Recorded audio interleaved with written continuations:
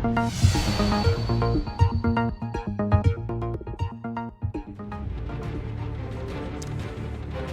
3 sugatan sa pamamaril sa Times Square sa New York sa Amerika.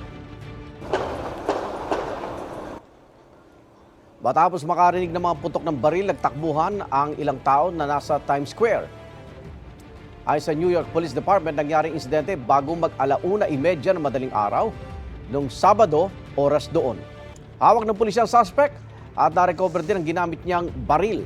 Nagsimula raw mamaril ang 17 taong gulang na suspect matapos makaalitan ng isa sa mga biktima. Nasa maayos ng lagay ang 3 sugatan pero nanatili pa rin sa ospital.